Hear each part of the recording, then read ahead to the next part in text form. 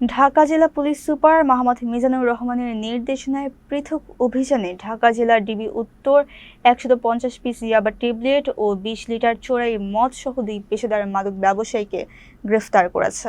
গত ১১ এপ্রিল রাত ১১:১৫টায় ডিবি উত্তরের অফিসার ইনচার্জ সাইদুল ইসলামের নেতৃত্বে এসআই মোহাম্মদ আব্দুল হাই ফকির আশুলিয়া থানাধীন কুটুরিয়া এলাকা থেকে মোহাম্মদ হাবিবুর রহমান ওরফে হাবুকে আনুমানিক ৪৫,০০০ টাকা মূল্যের ১৫০ পিস ইয়াবা সহ গ্রেফতার করেন। তার বিরুদ্ধে একটি মাদক মামলা ও জিআর ওয়ারেন্ট রয়েছে। দ্বিতীয় অভিযানে একই রাত ৯টা ৫ মিনিটে এসআই মোহাম্মদ আব্দুল মুত্তালিব আশুলিয়ার বেলমা এলাকা থেকে আতাউর রহমান আতা ওরফে শাহিনকে আনুমানিক ২০,০০০ টাকা মূল্যের ২০ লিটার চোরাই মদ সহ গ্রেফতার করেন। তার বিরুদ্ধে মাদক ও অস্ত্র আইনে মামলা রয়েছে। উভয় আসামির বিরুদ্ধে সংশ্লিষ্ট থানায় মাদকদ্রব্য নিয়ন্ত্রণ আইনে মামলা দায়ের করে আদালতে প্রেরণ করা হয়েছে।